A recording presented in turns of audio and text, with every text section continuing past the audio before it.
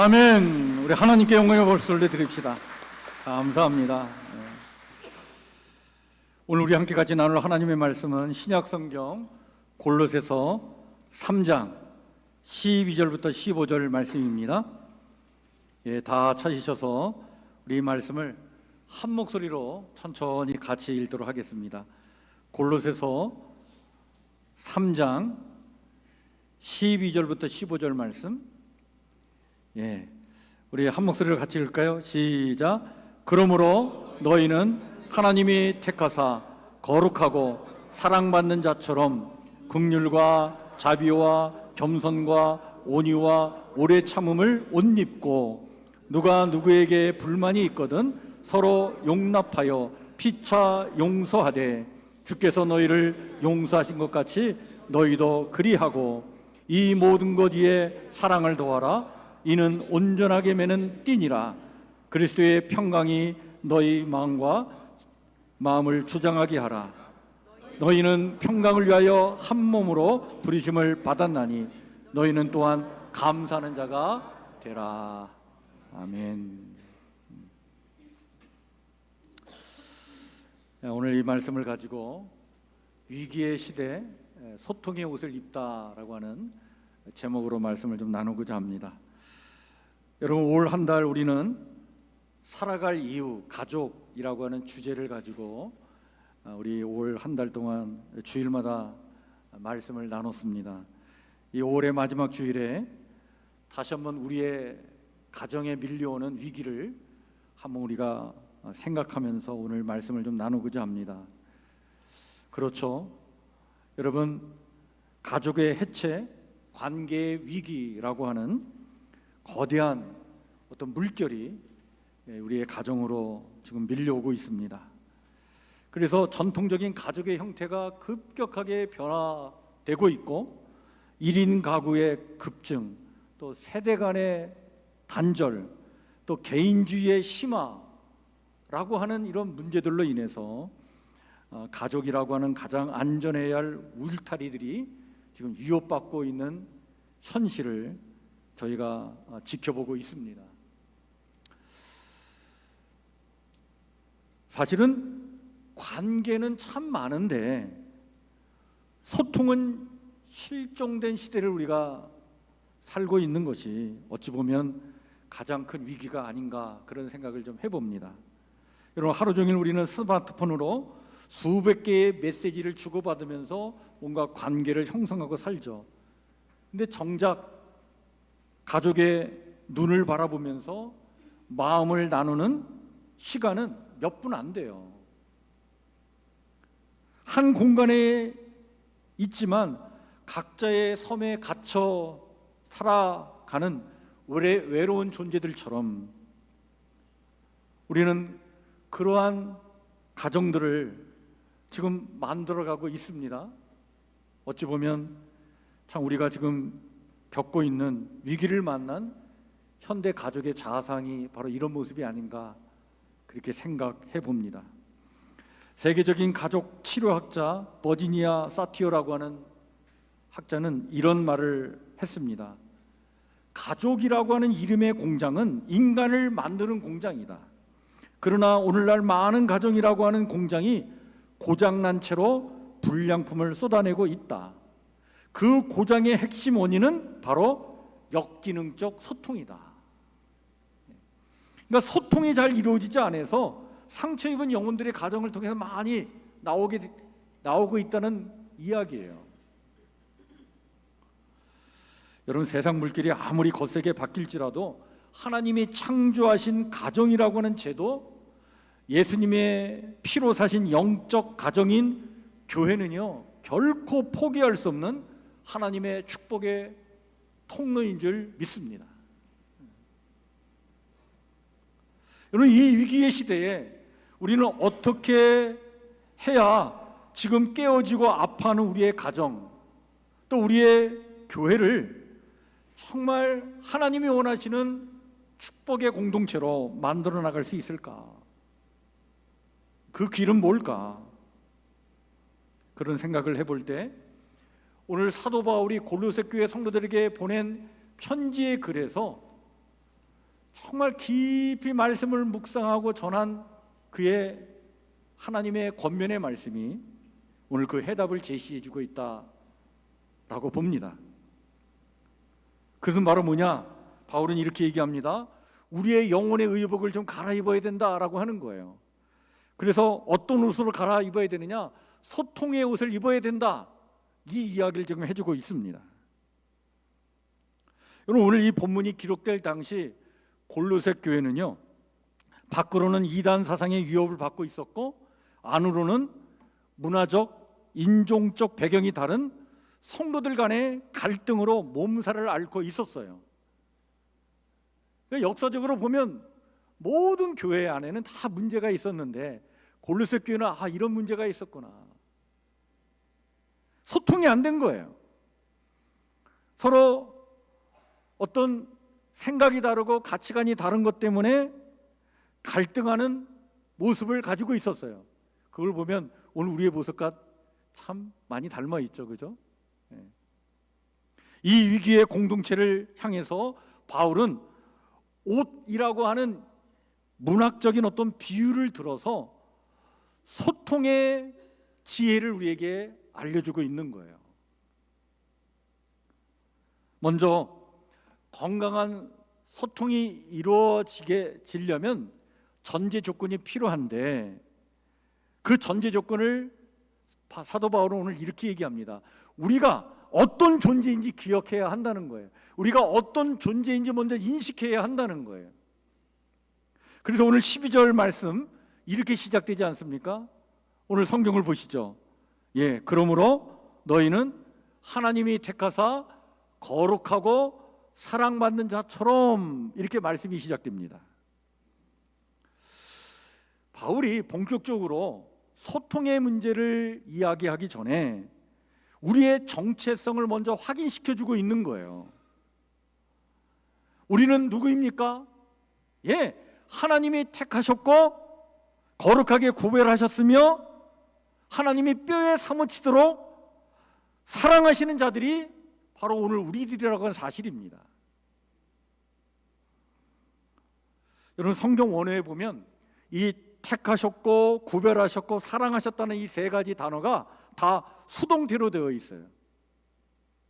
뭘 얘기하죠? 내가 자격이 있어서 쟁취한 것이 아니라는 거예요. 나의 노력으로 그것을 내가 확보한 것이 아니라는 거예요. 다 하나님의 은혜로 주어진 정체성이라는 거예요. 하나님이 나를 택해 주셨어요. 하나님 나를 구별해 주셨어요. 하나님 나를 정말 미치도록 사랑하시고 계시다는 사실이에요. 내가 바로 그런 존재고 너가 바로 그런 존재고 우리가 바로 그런 존재라고 하는 사실입니다. 여러분, 소통의 위기가 언제 찾아옵니까? 내가 누구인지, 상대방이 어떤 존재인지, 우리가 어떤 사람들인지 이 정체성을 잃어버릴 때 여러분, 소통이 되지 않습니다. 나와 너, 우리가 선택받고 구별되어 사랑받는 존재라고 하는 그 확신과 믿음이 우리 안에 채워지지 않는 한 그럼 우리는 다른 사람을 함부로 대하게 돼 있어요. 그러니까 건강한 소통이 이루어지지 않습니다. 참된 소통은 내가 하나님께 얼마나 큰 사랑을 받는 존재인가를 깨닫는 것에서 시작되는 거예요. 내가 그렇게 사랑받는 자임을 알 때, 그리고 타인도 그런 존재임을 인정할 때 내 기준대로 심판하지 않습니다. 하나님의 마음으로 용납할 수 있는 여유가 생기는 거예요. 따라서 육신의 가족이든 영적 가족인 교회이든 소통의 첫 단추는요, 우리는 하나님의 사랑을 받는 한 가족이다라고 하는 영적 유대감을 회복하는 데 있습니다. 사도 바울은 이것을 먼저 우리에게 확인시켜주고 있는 거예요. 모든 소통의 전제 조건이 바로 여기 있다는 거예요. 그러고 나서 바울은 소통의 5가지 옷을 입으라 라고 얘기합니다. 옷으로 표현된 그런 거지만 소통의 5가지 지혜를 얘기하고 있는 거죠. 뭐죠? 이어지는 12절 말씀입니다. 뭐라고 얘기합니까? 긍휼과 자비와 겸손과 온유와 오래 참음으로 옷 입어라. 헌옷 벗고 새 옷 입어야 된다는 거예요.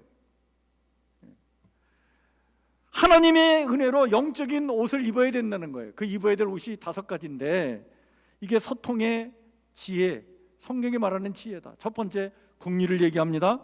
여러분, 긍휼은요, 그 단어의 어원이 창자, 내장이라고 하는 뜻의 단어에서 나왔어요. 즉, 상대방의 아픔을 볼 때 내 창자가 끊어지는 것 같은 그런 깊은 공감으로 대하는 것, 그게 긍휼이라는 얘기예요. 여러분, 소통은 머리로 하는 대화가 아닙니다. 가슴으로 하는 공감이에요. 당신 참 힘들었겠구나, 우리 아들 딸 많이 외로웠겠구나 하는 창자에서 우러나오는 공감이 소통의 첫 번째 옷이다 라고 하는 얘기입니다. 근데 우리가 이걸 참 잘 못해요. 특별히 우리 남성들이 이걸 잘 못해요. 뭔가 공감을 원하는데 우리는 머리로, 논리로 뭔가 해답을 주려고 해요. 참 우리가 긍휼을 하지 못한 그런 모습을 갖고 산다. 두 번째는 자비를 얘기합니다. 타인을 향한 친절함과 너그러움의 옷을 입어야 된다는 거예요. 이런 거친 세상에서 상처받고 돌아온 가족들에게 필요한 것은요, 날카로운 지적이나 훈계가 아니라 봄볕 같은 따스한 자비의 말 한마디가 필요한 거예요. 근데 우리 이런 말을 잘 못해요. 그래서 뭐 문제를 일으키고 가족들이 오면 너는 이래서 문제야, 이것 때문에 이렇게 된 거야, 지적질을 그렇게 많이 해요. 세 번째 입어야 될 옷을 겸손이라고 얘기를 하는데, 여러분, 겸손은 자신을 낮추고 상대를 나보다 낮게 여기는 태도입니다. 내가 너를 어떻게 키웠는데 네가 이렇게 할 수 있어? 내가 가장인데, 내가 남편인데, 그런 권위주의적인 생각을 좀 내려놓으라는 거예요. 상대방의 눈높이로 내려가는 것, 이게 겸손인데 이 옷을 입어야 소통이 된다 말이지. 네 번째는요, 온유를 얘기합니다. 여러분, 온유라고 하는 단어는 여러 번 우리가 말씀을 나누면서 강조했는데, 이거는 야생마가 길들여져 힘이 통제된 상태를 말하는 단어가 온유예요. 그러니까 내 감정, 그 분노, 그걸 다 그냥 마음대로 막 쏟아내고 싶은 야생마가 우리 안에 있어. 근데 성령의 은혜와 능력으로 그걸 통제하는 거예요. 그래서 부드럽게 다듬어진 말이 내 안에서 나와야 되는 거예요. 그게 온유예요. 이 온유가 없으면 우리는 거침없이 막 내 감정을 토해냅니다. 그러니 싸움 나지.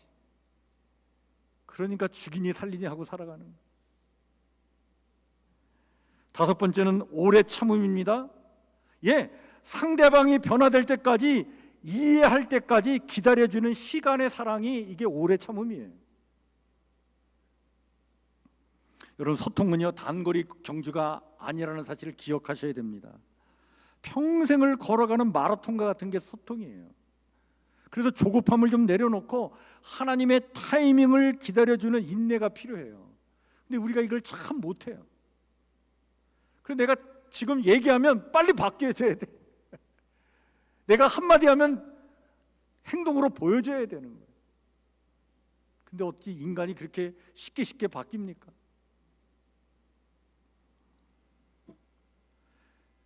그러니까 우리가 너무 이 조급함 속에 닥달하고 살아가는 거예요, 서로. 우리는 종종 집을 나설 때 어떤 옷을 입을까 많은 생각하지 않습니까? 제가 오늘 이 예배 자리에 나오기 전에 오늘 아침에 일찍 일어나가지고 우리 교회 일부 예배가 7시잖아요. 저는 주일날 한 4시에 일어나거든요. 4시 일어나서 씻고 아침을, 저는 이른 아침에 아주 아침을 가볍게 먹는데, 먹고 나서 오늘 뭐 입고 성도들 앞에 설까 한 30분 생각을 했어요. 보통 일이 아닌 거예요. 오늘 넥타이를 뭐를 매지? 왜? 아니 목사가 똑같은 옷만 입으면 성도들이 지루하잖아, 그죠? 이거 변화를 줘야 되는데, 그래서 제가 여름 양복이 3벌인데 그 3벌을 바꿔가면서 입는데 지난주에 어떤 옷 입었지? 잘 생각도 안 나요. 오늘 이 옷을 입을까? 이 옷에는 어떤 넥타이가 어울릴까? 한 30분을 고민하고 이렇게 입고 나왔어요. 여러분, 그런데 우리가 소통에 있어서는 이런 노력을 하지 않을 때가 너무 많아요. 그냥 내 안에 있는 감정대로만 그냥 막 쏟아내려고 해요. 옷 입을 생각을 안 해요. 옷을 아주 이쁘게 아름답게 입으려고 하는 그 단장의 마음이 없어요. 그냥 내 안에 있는 짜증, 분노 막 이러려면 거침없이 막 쏟아내죠. 이렇게 살아가는 이 옷, 이 헌옷을 좀 제대로 벗고 성령께서 주시는 긍휼과 자비와 겸손과 온유와 오래 참음으로 좀 새 옷을 갖춰 입고, 그래서 그냥 거침없이 내 생각을 쏟아내려고 하는 그 템포를 좀 멈추고 한 발짝 뒤로 좀 물러서서 성령께서 주시고자 하시는 그 소통의 옷을 입고자 기도하고 그렇게 관계를 맺으라. 오늘 사도 바울이 이 말씀을 줄 때 저는 사도 바울이 하나님의 말씀을 얼마나 깊이 묵상하면서 이 말씀을 권면의 말씀으로 골로새 교회 성도들에게 주는지 그 마음을 참 우리가 이해하게 됩니다. 이게 보통 말씀이 아니구나. 그런데 바울은 여기서 한 발짝 더 나갑니다. 여러분, 우리가 소통하는 데 있어서 소통을 방해하는 것들이 있지 않습니까? 그거를 풀어내야 돼요. 아무리 좋은 옷을 입어도 소통을 방해하는 것 풀지 않으면 그 소용이 없는 거죠. 그래서 무엇보다도 우리가 더해야 할 것이 있다라고 하면서 바울은 오늘 이어진 말씀에 용서로 소통에 좀 매듭을 짓고 사랑의 겉옷을 더하라 이렇게 권면해 줍니다. 그 말씀이 이어지는 13절 14절 말씀인데, 여러분 이 말씀 우리가 한 목소리로 다시 한번 읽을까요? 시작. 누가 누구에게 불만이 있거든 서로 용납하여 피차 용서하되 주께서 너희를 용서하신 것 같이 너희도 그리하고 이 모든 것 위에 사랑을 더하라. 이는 온전하게 매는 띠니라. 바울은 아주 현실적인 조언을 해주고 있습니다. 누가 누구에게 불만이 있거든, 그렇습니다. 여러분, 아무리 은혜로운 가정이고 또 성령 충만한 교회라 할지라도요, 인간이 모이는 곳에는 언제나 불만, 불평, 원망이 있어요. 이거 우리 인정해 줘야 됩니다. 그것이 우리 인간의 한계인 거예요. 그때 바울은 소통을 방해하는 그 장벽이 되는 문, 꼬인 것을 푸는 매듭짓기가 있어야 되는데, 그게 바로 뭐냐? 주께서 너희를 용서하신 것 같이 너희도 그렇게 용서하라. 용서가 바로 그 열쇠라고 하는 거예요. 그 용서를 이야기하기 전에 용납이라는 단어를 쓰고 있는데, 여러분, 소통이 막히는 결정적인 이유는요, 내 마음에 맺힌 앙금과 쓴뿌리 때문에 소통이 안 됩니다. 이게 소통을 막는 장벽이에요. 우리는 이렇게 생각하지 않습니까? 내가 나한테 어떻게 그럴 수 있어? 내가 너에게 이렇게 해줬는데. 그 서운한 마음, 그게 내 마음에 앙금이 돼가지고 그게 마음에 깊은 어떤 바위처럼 버티고 있는 거예요. 그거 있으면요, 아무리 뭐 소통의 기술을 배우고 난리쳐도 다 소용이 없어요.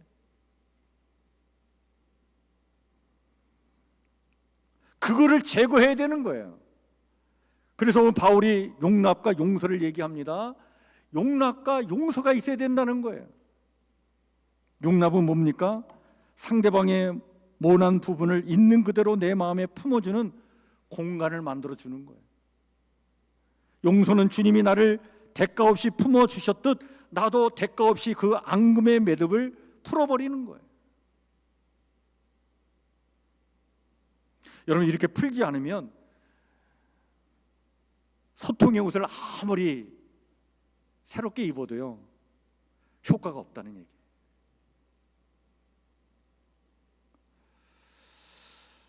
예, 여러분, 우리가 주일마다 주님 앞에 나와서 예배 드릴 때 주님의 용서의 은총이 우리에게 임하지 않습니까? 그 용서를 받아도 우리가 서로 용서해야 되잖아요. 근데 주님이 우리를 용서하실 때 주님의 마음에 앙금이 없어. 그죠? 예. 만약 주님이 그 마음에 앙금을 갖고 우리를 대한다면, 여러분, 우리가 주님 앞에 어떻게 이렇게 나와서 예배드릴 수 있습니까? 너 신앙생활을 몇 년 했는데 그 모양 그 꼴이야. 너 나에게 그렇게 서운하게 해준 지난주에 그 일 때문에 내가 얼마나 서운한 줄 알아? 주님이 우리를 보실 때마다 그 앙금을 되새기면서 우리에게 말씀하시면 우리가 어찌 주님의 사랑 안에 온전히 거할 수 있겠어요? 그 주님의 그 용서, 그것으로 서로 용서해라. 그러면서 최종적으로 이것을 더하라 라고 이야기해 주는데, 이것은 소통을 결정적으로 가능케 하는 결정적인 요소인데, 그게 뭡니까? 사랑을 더하라, 이는 온전하게 매는 띠이니라, 이렇게 말씀해 주고 있습니다. 이런 로마 시대의 사람들의 의복은요 그냥 이렇게 통으로 옷을 만들어서 입었어요. 그래서 통으로 다 이렇게 입은 옷이기 때문에 거기다 겉옷도 걸치고, 그런데 이 옷을 허리띠로 매지 않으면 옷이 자꾸 흘러내리거나 막 이렇게 너무나 나풀나풀해서 일도 못해요. 그래서 반드시 모든 옷을 갖춰도 최종적으로 허리띠로 묶어줘야 옷이 옷다워지는 거예요. 앞서 말한 긍휼, 자비, 겸손, 온유, 인내, 용서라고 하는 이 아름다운 옷들을 하나로 묶어주고 고정해주는 최종적인 겉옷이자 허리띠가 바로 뭐냐? 사랑이라고 하는 거예요. 사랑이 빠진 소통은 이내 우리의 위선을 다 드러내게 되어 있습니다. 우리가 소통하려고 하고 뭔가 좋은 관계를 맺으려고 하는데 우리 안에 사랑이 없어. 그럼 잘 되는 것 같은데 우리 안에 위선이 드러나게 되어 있어요. 더 큰 상처를 줍니다. 오직 사랑의 띠만이 우리의 관계를 온전하게 묶어줄 수 있다라고 하는 거예요. 끝으로 바울은요, 관계와 소통을 참으로 힘들게 하는 서로가 가진 판단의 기준을 수정하라라고 일러줍니다. 그래서 주신 말씀이 이 말씀이에요. 영적 가족, 교회 안에서 평강의 지배를 받으라, 이렇게 얘기합니다. 그런 의미에서 주신 말씀이 오늘 마지막 15절 말씀인데, 이 말씀도 우리 한 목소리로 한번 같이 읽을까요? 같이 읽겠습니다. 시작. 그리스도의 평강이 너희 마음을 주장하게 하라. 너희는 평강을 위하여 한 몸으로 부르심을 받았나니 너희는 또한 감사하는 자가 되라. 여러분, 여기 주장하게 하라라고 하는 이 단어를 우리가 주목하셔야 되는데요, 이 주장하게 하라는 이 단어는 경기장에서 규칙을 판정하는 심판의 역할을 맡기라는 뜻이에요. 우리 가정 안에서, 교회 안에서 어떤 갈등이 일어났어요. 그럴 때 내 감정, 내 경험, 내 생각, 내 판단이 심판의 기준이 되면 안 된다는 거예요. 그거 내려놓으라는 거예요. 그렇다면 무엇을 최종적인 심판관으로 삼아야 되느냐? 바로 그것이 그리스도의 평강이다. 그리스도의 평강이 최종 심판관이 되도록 해야 된다는 거예요. 이 말씀은 뭘 의미하냐면, 지금 내가 생각하고 내가 판단하는 거, 지금 내가 하려는 그 말, 그 모든 것들이, 그 행동이 과연 주님이 주시는 평화를 깨트리는 것인가? 아니면 평화를 세우는 것인가? 그렇게 주님께 묻고 그리스도의 평강을 심판관으로 삼아서 그것이 기준이 되어가지고 생각하고 말하고 행동하라는 거예요. 이런 미국의 한 기독교 가정 사역기관에서 진행한 실제 실험 이야기인데요, 소통이 단절된 가정과 소통이 잘 이루어지는 가정의 차이를 실험한 내용입니다. 조건은 아주 비슷하게 주어졌어요. 거실에 아주 아름답고 비싸게 보이는 도자기 화분을 놓아두고 부모와 자녀들에게 평소처럼 생활을 하게 한 거예요. 그러다 공놀이를 한 어린 아이들이 공을 차서 화분을 깨트리는 그런 상황이 벌어지게 한 거예요. 뭐 애들이 뭐 공놀이하고 뭐 칼싸움하고 별 다 하잖아요. 그러면서 이제 어떻게 화분이 깨졌을 때 어떻게 반응이 일어나는가 그걸 본 거예요. 그런데 평소 소통의 이 옷을 제대로 갖춰 입지 않은 가정, 그러니까 소통이 잘 이루어지지 않은 가정에서는 어떠한 반응이 일어나느냐? 화분이 깨지는 소리가 나자마자 아버지가 방에서 소리 지르며 뛰어나옵니다. 너 이놈의 새끼, 내가 집안에서 공 차지 말라고 했지. 그게 얼마짜리인 줄 알아?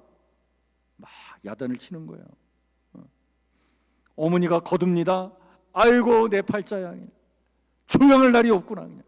너 누굴 닮아서 맨날 그 모양 그 꼴이냐. 아들은 고개를 숙인 채 속으로 분노를 삼킵니다. 야, 이 화분이 나보다 더 중요한가 보다. 다신 부모님이랑 말 안 해. 그러니까 화분이 깨진 것과 동시에 가정도 깨진 거예요. 아이의 마음도 깨져버린 거예요. 그런데 소통이 잘 이루어진 가정에서는 어떤 일이 일어났느냐? 화분이 깨지자 엄마 아빠가 달려 나옵니다. 하지만 그들의 시선은 바닥에 떨어진 그 깨진 도자기가 아니라 정말 놀라서 덜덜 떨고 있는 아들을 보고 아들의 발을 보면서 이야기를 하는 거예요. 아버지가 아들의 어깨를 감싸 안으며 묻습니다. 아들아, 어디 다친 데 없니? 야, 안 다쳤으면 됐다. 어머니는 빗자루를 가져와가지고 그 파편을 치우면서 말을 합니다. 아유, 그냥 엄마가 화분을 너무 위험한 곳에 뒀구나. 내가 다치지 않아서 정말 다행이야. 아들은 막 놀라면서 떨면서 이렇게 고백을 합니다. 엄마, 아빠, 죄송해요. 제가 잘못했어요. 다음부터 조심할게요. 이 두 가정의 차이는 뭘까요? 첫 번째 가정의 대화에는 조건과 정죄와 물건이 그 중심에 있는 거예요. 근데 두 번째 가정의 이 소통에는 긍휼과 사랑과 사람이 그 중심에 있는 거죠. 위기의 시대에 행복한 가정을 세우는 소통의 지혜는 멀리 있지 않습니다. 여러분, 내 중심의 옷을 벗고 상대방을 아끼는 그리스도의 옷을 입을 때 깨진 화분과 같은 위기의 순간조차도 가족의 사랑을 깊이 확인하는 은혜의 기회가 될 줄 믿습니다. 바울은 우리가 입어야 될 그 그리스도의 옷을 우리에게 너무나 소중한 말씀으로 지금 일러주고 있는 거예요. 그러면서 오늘 말씀을 맺는 그 끝자락에 오늘 이런 말씀을 더해줍니다. 뭐죠? 너희는 또한 감사하는 자가 되라. 여러분, 감사는요, 놀라운 역설의 진리를 우리에게 깨우쳐줘요. 뭐죠?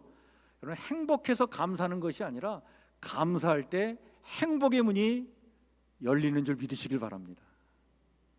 이게 감사의 놀라운 역설의 진리예요.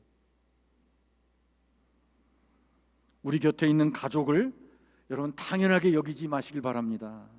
내 곁에 있는 남편, 아내, 내 눈앞에 있는 자녀들, 그리고 매주 만나서 함께 신앙 안에서 교제하는 우리 교회의 신앙의 동지들, 여러분, 하나님께서 이 험한 세상 속을 살아갈 이유로 우리에게 묶어주신 가장 고귀한 하늘의 선물인 거예요.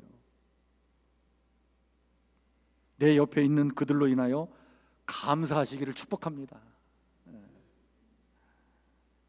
세상은 점점 더 차가워지고 가족의 가치는 빗발해 가고 관계는 점점 험악해지는 그런 위기의 시대입니다. 그러나 여러분, 우리 교회와 가정이 그리스도의 보혈 위에 굳건히 서서 오늘 주신 말씀처럼 긍휼과 자비와 겸손과 온유와 오래 참음, 그리고 용서와 사랑, 또한 감사의 옷을 잘 갖춰 입고 소통할 때 우리의 가정은 하나님이 복 주시는 작은 천국이 될 줄 믿습니다. 우리 교회는 상처 입은 영혼들이 찾아와 가지고 치유받는 그런 거룩한 영적 도피성이 될 줄 믿습니다. 이런 가정과 교회를 소망하시고 꿈꾸시면서 오늘 이 말씀을 마음에 깊이 새기길 소망합니다. 우리 주신 말씀